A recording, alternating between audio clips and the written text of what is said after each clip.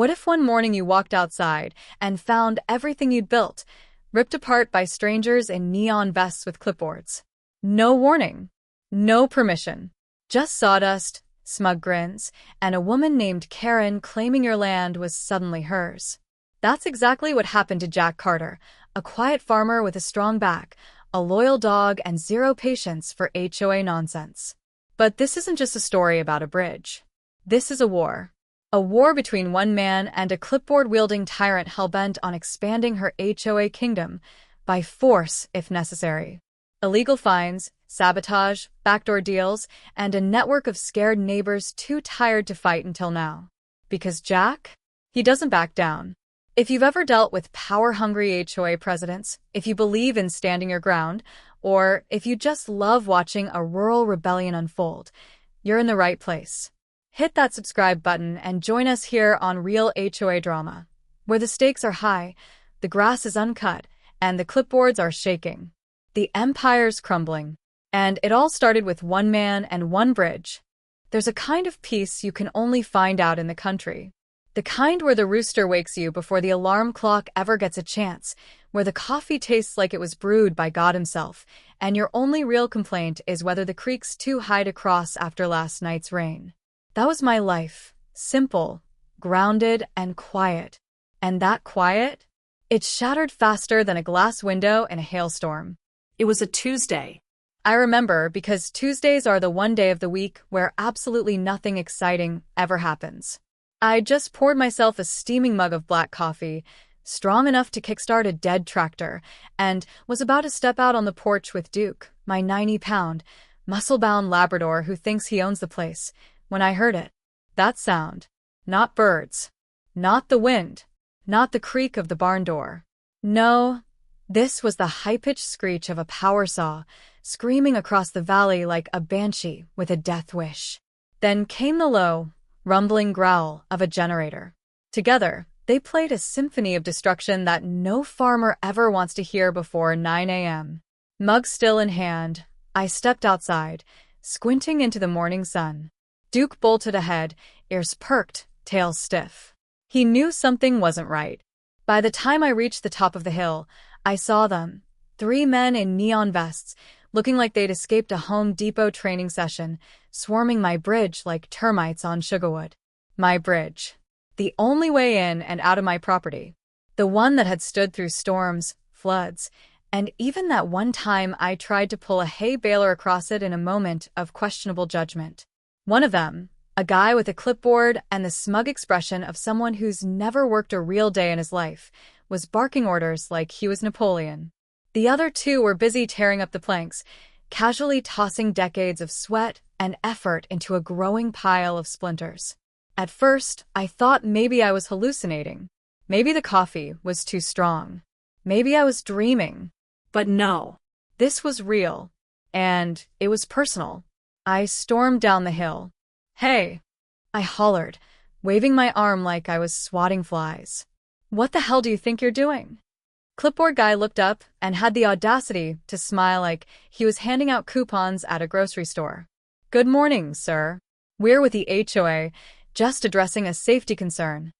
My jaw clenched so tight, I nearly cracked a molar. A safety concern?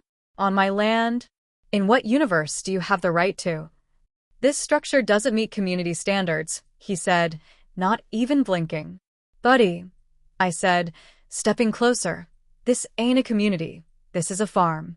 And unless the cows formed a neighborhood council while I was sleeping, you're trespassing." He tried to explain. Something about HOA jurisdiction and liability, but I wasn't hearing it. What I was hearing was the growl building deep in Duke's throat. That kind of sound that makes men rethink their life choices. I gave a low whistle. Duke bounded down the hill like a cannonball with legs. The workers froze, eyes darting between me and the growling beast. Clipboard guy swallowed. "Is that a threat?" "No," I said, stepping aside to give Duke a clear line of sight. "That's a promise." The big guy with the saw muttered, "Screw this," dropped his tools, and started packing up. One bark from Duke, and the rest followed suit. They were gone within minutes, leaving behind a half-demolished bridge and one very angry farmer. I stood there with Duke at my side, staring at the wreckage. Well, boy, I said, scratching behind his ears. Looks like the HOA just declared war. And they don't even know what they've started. Duke wagged his tail. But I swear he was grinning. There's a special kind of rage that settles in your gut when someone breaks something of yours, smiles about it, and then has the nerve to hand you a brochure like they're selling timeshares in Florida. That's what was boiling in my chest as I pulled into the parking lot of the HOA office, a beige brick building that looked like it had given up on joy decades ago. The sign on the door read, Harmony Oaks Association, building community, one regulation at a time. I almost laughed. The only thing they'd built this week was a pile of lumber where my bridge used to be. I walked in, boots echoing against the linoleum like I meant business, which I did. The front desk was manned by a receptionist who looked like she'd rather be anywhere else, sipping bad coffee and scrolling through her phone with all the urgency of a sloth on vacation. "Can I help you?" she asked, barely looking up. "Yeah," I said, with a smile that had just enough edge to cut drywall. "I'm here to see the person in charge of illegal bridge demolition. I believe that'd be your clipboard queen." She blinked. "You mean Mrs. Reynolds?" "That's the one," I said, adjusting my cap. "Tell her Jack Carter is here, and he brought receipts." Before she could argue, a door behind the desk swung open, and Karen Reynolds herself emerged like a villain stepping onto stage. Mid-50s, flawless bob haircut, pearls, heels, and of course, the damn clipboard gripped like it was Excalibur. Her smile was tighter than a rusted bolt. "Mr. Carter," she said sweetly. "What a surprise. I assume you're here about the bridge?" "Oh, you assume right," I replied, stepping forward. "And unless your clipboard has a teleportation feature, I don't see how your authority managed to leap 5 miles and land on my land." She didn't flinch. "We sent out a community notice regarding infrastructure improvements." I pulled a folded brochure from my jacket and dropped it on the counter. "You mean this? This glossy pile of HOA fluff about beautifying neighborhoods? No mention of tearing down a man's bridge." Karen's smile thinned. "The HOA has been granted provisional authority to manage developments that affect the wider community. Your bridge posed a safety risk." "To whom?" I shot back. "The deer? The squirrels? No one crosses that bridge but me, my truck, and occasionally a chicken that doesn't know better." She adjusted her clipboard like it was a shield. "Mr. Carter, we operate under the assumption that all properties within the Harmony Oaks vicinity fall under our evolving charter." "That's funny," I said, "because the county maps and my property deeds say otherwise. I'm not in your HOA, I never signed up for your HOA, and unless y'all are handing out magical annexation powers now, you're trespassing." Her tone cooled several degrees. "If you have a disagreement with our operations, you're welcome to file a formal complaint." I leaned in just a little. "Oh, I'm gonna do more than file a complaint. I'm taking this to court, Karen. And let me tell you, judges don't take kindly to clipboard diplomacy and unauthorized demolition." For the first time, her expression flickered. Just a flicker, but I saw it. That moment when a control freak realizes someone's not playing along. "Well," she said, straightening up, "we'll let the legal system decide." I tipped my hat. "Can't wait. Hope your clipboard fits through the courthouse metal detector." As I turned to leave, the room felt heavier. Not with defeat, with purpose. She'd picked the wrong farmer to bully, and deep down, I think she knew it. Out on the porch, I exhaled hard, heart still pounding. Duke was waiting in the truck, tail thumping like a war drum. "We just met the queen," I muttered. "But this kingdom's about to crumble." Some men sharpen knives when they're angry. I sharpened paperwork. After my run-in with Karen Clipboard Queen Reynolds, I didn't go home to sulk. No, I went home, poured a fresh cup of coffee strong enough to melt paint, and pulled out a dusty lockbox from under the bed, every legal document I'd ever kept since buying the farm. Deeds, surveys, tax records, even a letter from the electric company about a power line that never got installed. It was time to draw my own battle lines, and this war was going to be fought in ink, not bullets. But I needed more than just my stack of yellowing papers. I needed someone who knew the system from the inside. That's where Eli came in. Eli Rodriguez and I go way back. High school football, Friday night bonfires, and one very regrettable bachelor party in Reno. These days, he works at the county records office, which basically makes him a wizard with access to the scrolls of truth. I called him up. Eli, I've got a clipboard problem. The HOA kind. There was a pause. Then a long whistle. Zam. Karen strike again. She didn't just strike, man. She sent in the wrecking crew and tore down my bridge. Holy, okay, come in tomorrow. I got you. The next morning, I walked into the records office carrying two things, my folder of land documents and a grudge the size of a hay bale. Eli greeted me with a grin and a cup of terrible county office coffee, which, under the circumstances, tasted like justice. All right, he said, waving me into his cluttered cubicle. Let's find out just how far Queen Karen's kingdom actually stretches. We spent the next 2 hours hunched over maps, squinting at color-coded zoning charts, and scrolling through digital archives so outdated they still used Internet Explorer. But finally, we found it, the official Harmony Oaks HOA boundary map. Eli traced the outline with a pen. Here's the border, he said, tapping the edge of the screen. And here he circled my land, is you. Solid 5 miles out.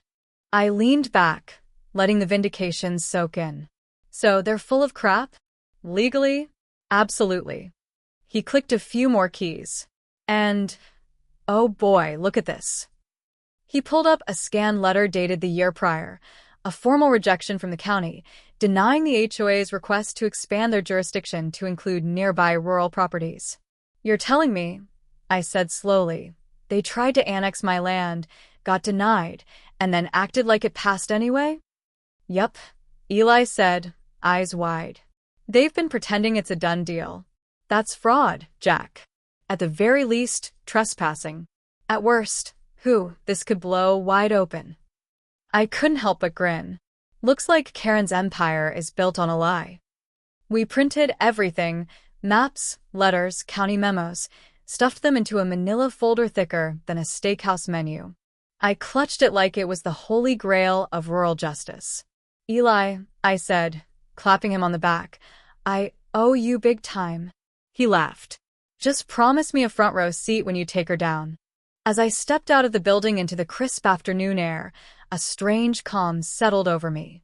Not the peaceful kind from before the bridge was wrecked. This was different. This was the stillness before a storm, the quiet confidence of a man armed with truth. Karen thought she could redraw the lines, and no one would notice. Well, I just found the eraser. They say misery loves company. But in my case, misery built a coalition. After I got the county documents from Eli, I figured I'd throw a few photocopies in Karen's mailbox and let her choke on the legal ink. But the deeper I dug, the more I realized this wasn't just about my bridge. It started with a casual chat at the feed store. Old man Jim Walker, former cop and town legend, was leaning on a sack of chicken feed when he spotted me. Heard about the bridge, he said, shaking his head. Karen strikes again? Yeah, I muttered. You had a run-in too? He snorted. They fined me $300 for an unapproved chicken coop. That coop's older than my divorce, and that happened in '87. We both laughed, but the kind that dies in your throat. Turns out Jim's coop violated some aesthetic regulation. Apparently, it wasn't charming enough for community standards. And by community, they meant Karen's Pinterest board. Later that afternoon, I stopped by Lisa Thompson's place. Single mom, runs a small organic farm 2 miles down. One of the toughest, most hardworking women I know. Let me guess, I said, leaning on her fence. Karen's clipboard made it out here too? She gave me a look like I'd just asked if grass was green. They cut my irrigation last month. Said I hadn't paid the access fee. But I maintained that road myself. Haven't seen an HOA truck in 5 years. She showed me the letter. Same font, same phrasing, same smug tone. It was basically a ransom note dressed up in passive-aggressive language. Then came Gregory Miles. Quiet guy, runs an apple orchard just outside the subdivision line. I called him up on a hunch, and sure enough, he'd been targeted too. They said my deer fence was unauthorized and disruptive to the landscape. It's behind a hill. You'd need a helicopter to even see it. So there it was. 3 different people, 3 different stories, but one common enemy.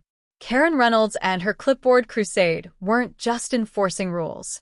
She was fabricating them, targeting folks who didn't fall in line, and bullying her way into power over land that never belonged to her in the first place. I called a meeting. Nothing formal, just coffee and folding chairs in my barn. Jim brought his binder of HOA fines. It needed its own chair. Lisa brought cookies. Gregory brought a 6-pack and the quiet fury of a man pushed one too many times. We sat around an old workbench, flipping through letters, comparing notes, and piecing together the puzzle. The deeper we went, the clearer it became. This wasn't incompetence, it was a pattern. She's building an empire, Jim said, flipping a page. Expanding her reach, little by little. Most folks just pay the fine and move on. Not anymore, I said. Not after this. Lisa looked around the room. So what now? We fight her. I nodded. No more playing defense. We go public. We go legal. We go loud. It was the first time I'd seen Gregory smile. That night, something changed. We weren't just neighbors with grievances anymore. We were a team, forged not by friendship, but by frustration. Bound by principle. Fueled by the same righteous anger that comes when you realize someone's been stealing your peace of mind, one letter at a time. Karen thought she was picking off small fires. She didn't know we'd become a wildfire. Some stories are too good to stay quiet, and some fights are too important to keep behind barn doors. It was Lisa who lit the match. She'd been working on the article for days, typing furiously at her kitchen table while her toddler smeared applesauce on the wall behind her. You've never seen a woman so focused, so fired up. This wasn't just writing. It was justice on paper. And when that front page hit the stands on a crisp Saturday morning, all hell broke loose. HOA overreach. Local residents speak out against unchecked power. There it was, bold, black letters stretched across the top of the Bradyville Gazette, right above the weather forecast, and a photo of the county fair pig wrestling champion. The piece featured interviews with me, Lisa, Jim, and Gregory. It outlined the bogus fines, the bridge destruction, the sabotage, and even quoted Karen's infamous HOA memo about asserting influence over non-members. There were photos, my half-demolished bridge, Lisa's dry irrigation lines, Jim's outlaw chicken coop standing defiant like a feathery rebel. It didn't take long. By noon, the town was buzzing. At the diner, folks whispered over coffee and pancakes. At the post office, old-timers pointed and shook their heads. At the feed store, I caught a teenager snort laughing and say, "Dude, she's like the clipboard queen." And just like that, Karen Reynolds became a meme. People started posting photos of random clipboards on fences and mailboxes with hashtag Karen was here written on them. Someone printed a t-shirt. I heard the high school mascot got temporarily renamed, the Fighting Clipboards. You couldn't script it better if you tried. But fame cuts both ways. Later that evening, just as I was locking up the barn, I saw an envelope slipped under my front door. No stamp. No return address. Just one sentence inside. Stop before it's too late. I stood there for a minute, letter in one hand, flashlight in the other. The wind picked up outside, rustling the trees. Duke patted in, ears perked. "Smells like desperation," I muttered. I wasn't scared. Not really. But I'd be lying if I said it didn't rattle me. People don't write threats unless they feel like they're losing control, and Karen, or someone on her clipboard committee, was clearly losing grip on the narrative. That night, just past midnight, Duke lost his mind. A deep, growling bark tore through the stillness like a shotgun blast. I grabbed the flashlight and the .22 I keep by the door, rural habit, and bolted outside barefoot, heart thudding. The door to the horse stall was wide open, and the latch wasn't broken. It had been unhooked, quietly, deliberately. Duke stood stiff-legged at the threshold, teeth bared, fur bristling. He didn't chase anything, just stood guard like a statue forged in muscle and fury. No animals were harmed. Nothing was stolen. But I got the message loud and clear. This wasn't just a warning. It was a message, back off. Or else. I knelt beside Duke, whispering, "Good boy," and scratched his neck. He didn't wag his tail. And neither did I. Because I knew something in my gut. This wasn't just about regulations anymore. This was personal. This was about power and what people will do to keep it. But here's the thing Karen didn't understand. You can bully with papers. You can scare with threats. But when you threaten a man's land, his animals, and the peace he's built with his bare hands, you don't shut him up. You wake him up. The thing about taking on a bully is sooner or later, someone in their crew realizes they're next. It was nearly midnight when I heard Duke's low growl again. Not the sharp, alarmed bark from the other night, but a slow rumble. The kind that says, you might want to grab the shotgun just in case. I stepped out onto the porch, flashlight in one hand, barrel in the other. A light fog hung over the yard, curling around the fence posts like smoke from a fire that hadn't started yet. And there, at the edge of the driveway, stood a figure, hands raised, unarmed, nervous. "I'm not here to cause trouble," he called, his voice cracked with nerves. I thought you'd want to know something." "Who are you?" I asked, stepping into the beam of the porch light. "My name's Rick Dawson. I used to be the treasurer for the HOA." Duke trotted up, teeth bared, eyes locked on the stranger. Rick froze. "You okay with dogs?" I asked. "I like them better than most people," he said. Smart answer. Inside, over a cup of coffee and the kind of silence that only men with mutual distrust can share, Rick laid it all out. "And let me tell you, I've heard some wild stories in my day, fence feuds, barn love affairs, even a pig that made it into city council chambers once, but nothing like this." According to Rick, Karen Reynolds wasn't just running the HOA. She was running it like her personal fiefdom. She pressured people into staying quiet, he said, stirring his coffee so hard it nearly sloshed over. Used fines to fund side projects no one voted on. I watched her move over 50 grand from the general maintenance account into something labeled Special Discretionary Initiatives. Whatever that means. What did the board say? Rick laughed bitterly. She is the board. Everyone else just nods. Afraid of her. Or worse, hoping to get in on the scraps. And then he dropped the real bomb.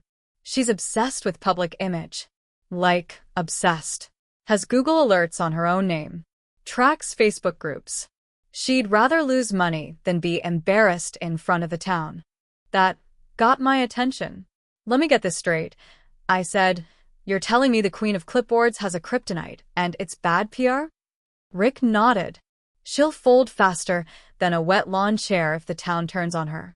Now we were getting somewhere. I leaned forward, eyes narrowing. "Why are you telling me all this?" Rick hesitated. "Because I was part of it and I hate myself for it. Because I tried to speak up once, and she made sure I got booted from every committee. And because I heard about the bridge and the horses and that article, and I figured you're the only one crazy enough to take her down." I smiled. "Crazy, maybe, but not alone." He reached into his jacket and pulled out a thumb drive, sliding it across the table like we were in some off-brand spy movie. Board meeting minutes. Internal emails. Budget reports. You'll find what you need. "And you?" I asked. "I'll keep feeding you what I can." Quietly. He paused, his face tight with guilt. "I didn't come here to be a hero. Just figured I'd stop being a coward." I stood, offered my hand. "Then welcome to the resistance, Rick." As he left, Duke sat at the door, ears up but calm now. "You smell that, boy?" I muttered. Because I did. It smelled like smoke. And where there's smoke, there's a fire coming, for Karen Reynolds. If there's one thing scarier than a courtroom, it's a community center full of angry neighbors with nothing left to lose. Saturday afternoon, the Bradyville Community Hall was packed tighter than a feed barn before a thunderstorm. Folks were standing in the back, elbow to elbow, fanning themselves with HOA newsletters like they were swatting flies. There was tension in the air, thick and ready to blow. At the front of the room stood Karen Reynolds, immaculate as always. Crisp blazer, pearl earrings, clipboard glowing like the scepter of a self-appointed queen. She flashed her signature tight-lipped smile and tapped the mic. Welcome, everyone. Thank you for coming to our monthly HOA meeting. Today, we'll be discussing community standards, beautification initiatives, and... Excuse me, I said, standing from the third row. Her smile flickered. Yes, Mr. Carter, she said, her voice flat and forced. Oh, I've got more than a question, I said, holding up a fat folder thick with documents. I've got concerns about your leadership, your boundaries, both geographic and moral, and your definition of beautification. You could feel the room shift. Heads turned. Whispers rose. Karen's clipboard lowered half an inch. I have here, I said, waving the papers, proof that the HOA has been illegally issuing fines to properties outside of your legal jurisdiction. Here's the county's rejection letter, dated last year. And here's a map that clearly shows the boundaries. My land? Not on it. Jim's? Not on it. Lisa's? Also not on it. I handed copies to the front row. People started passing them back like they were flyers at a protest. Karen opened her mouth, but I wasn't done. I also have copies of budget reports that show thousands of dollars funneled into projects that don't exist. Line items labeled landscaping improvements and security upgrades that no one's ever seen. Murmurs turned into full-on chatter. Then Lisa stood up, holding a second folder. And here's a receipt from when my irrigation pipes were mysteriously cut after I refused to pay a bogus fee. And this, she held up a photo, is my road. Maintained by me. Not a single HOA truck in sight. Karen looked like someone had replaced her coffee with vinegar. These accusations are... Just getting started, said Jim, rising from the back. This binder, he lifted a three-ring monstrosity that thudded onto the table, contains every letter the HOA sent me in the past 5 years. None of them valid. Karen tried to regain control. The HOA operates with full transparency. That's when Rick stood up. This email, he said calmly, holding up a printout, is from Karen, instructing board members to find creative ways to encourage compliance from non-HOA properties. Dead silence. Then, slowly, voices rose. Is that true? Did you find my daughter? Where's our money going, Karen? It was a wildfire. Chairs scraping, voices shouting, people demanding answers. Karen tried to speak, but the noise drowned her out. A vote was called. Unanimous. Karen Reynolds was removed as president on the spot. And just when I thought the day couldn't get any better, a tall man in a brown suit, county commissioner's office, judging by the pin on his lapel, stepped up to the podium. In light of the evidence presented here today, he said, the county is opening an official criminal investigation into the Harmony Oaks Homeowners Association. The room erupted. Cheers, gasps, even a few high fives. Karen stood frozen, clipboard trembling in her hands, as the walls of her little empire cracked wide open. I looked around at my neighbors, Jim grinning ear to ear, Lisa wiping tears, Gregory nodding quietly. For the first time in a long time, we weren't victims anymore. We were a community that fought back, and won. It's funny how fast a tyrant can become a town punchline. Just days after Karen Reynolds was booted from her throne of bylaws and clipboards, Bradyville turned savage, in the most satisfying way possible. Her face was no longer a symbol of HOA authority. Now? It was a meme. Literal posters on telephone poles read, "Have you seen this clipboard?" with her photo underneath. At the diner, they added a new item to the menu. The Marcy Melt, burnt toast with extra cheese and no accountability. The post office window had a sign that said, "We deliver, unlike your HOA dues." If public shame were a sport, Bradyville had just gone pro. But while the town laughed, I kept my boots on the ground, because something told me Karen's defeat wasn't the end of the story. It was just the first crack in a dam about to burst. That crack widened the next morning when I opened my inbox and saw it, an email from an address I didn't recognize. No subject line. No message. Just a single attachment labeled. Now, I'm not the kind of guy who clicks random links. I don't do online banking. I still pay bills with paper checks and stamps, for God's sake. But something about this file, It felt right. It felt real. And oh boy, was it real.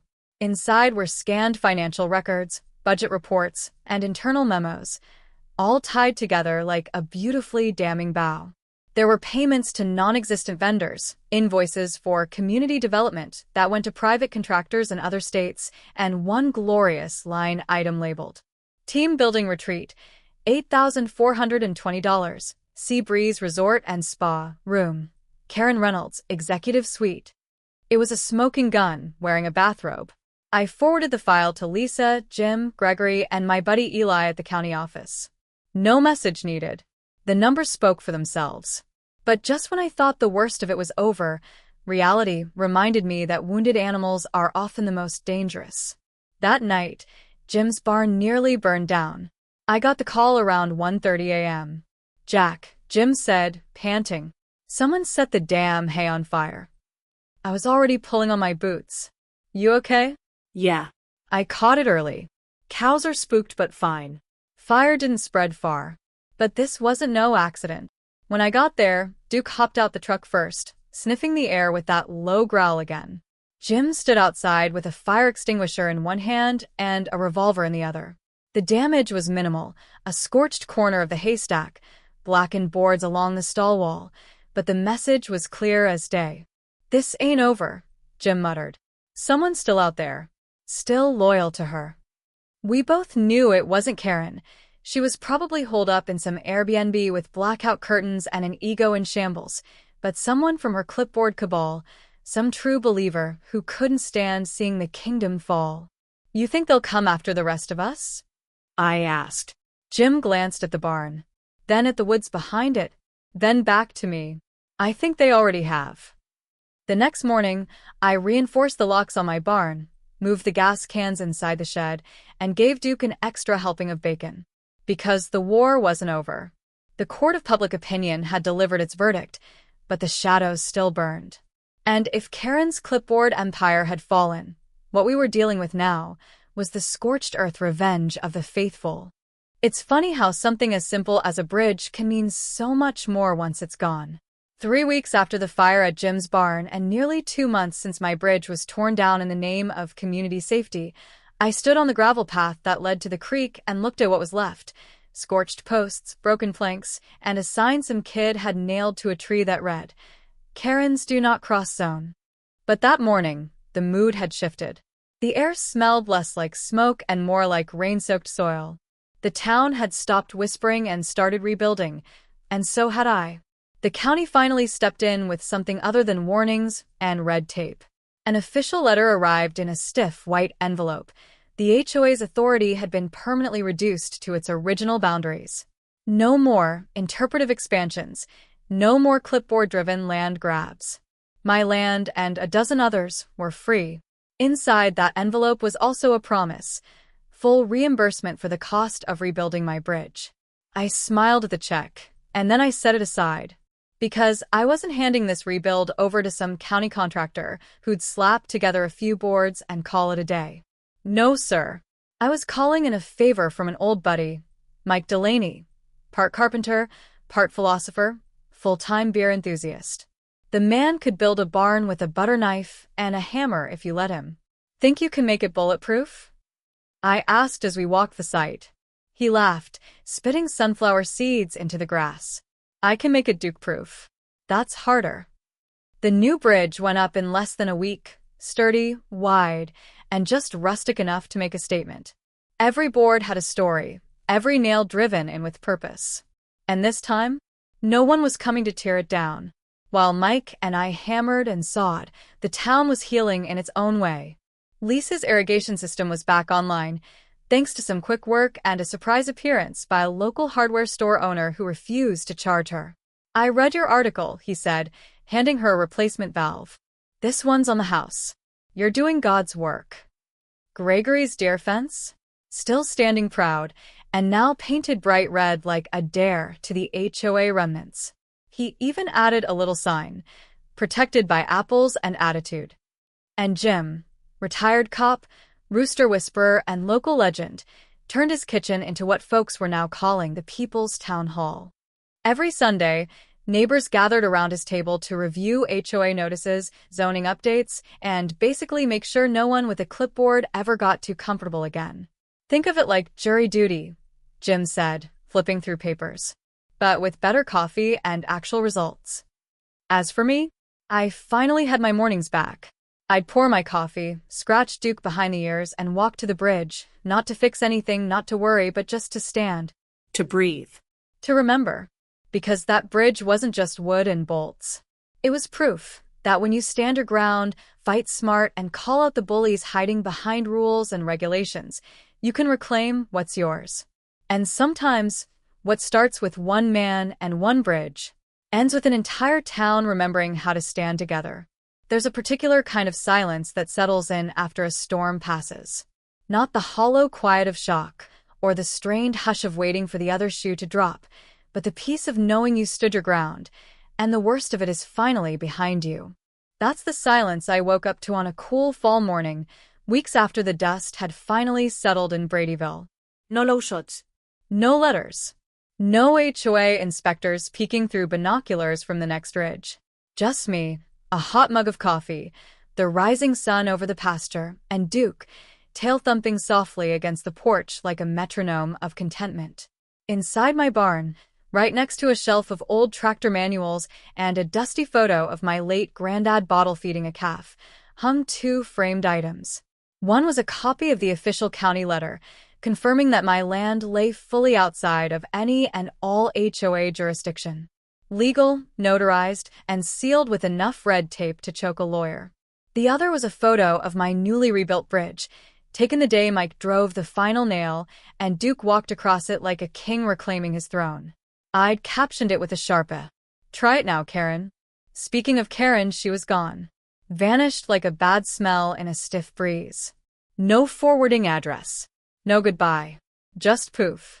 Some said she'd left town in the middle of the night with a trunk full of clipboards and a shredded reputation. Others swore they saw her in a quiet subdivision upstate, a place with no HOA, ironically. The running joke around town became, "Don't Marcy it." That phrase spread like wildfire. You could hear it everywhere, at the hardware store, at Jim's mini town hall, even at Little League games. Hey, you can't just change the batting lineup mid-inning. Well, don't Marcy it. It meant don't overstep. Don't push people past their limit. Don't build a little empire on someone else's land and expect them to thank you for the flag you planted. Lisa went back to writing, now a regular columnist at the local paper, with a new series called Rural Rules and Righteousness. Gregory started a roadside stand and was selling more apples than ever, thanks to the sign on his fence that read, "Grown just outside Karen's reach." Jim? He'd become something of a folk hero. The man could have run for mayor and won with 80% of the vote and no campaign. He kept hosting Sunday town hall, now complete with potluck dinners and a suggestion box labeled, "What would Karen hate?" As for me, I didn't change much. Didn't need to. I still fix fences. Still drink too strong coffee.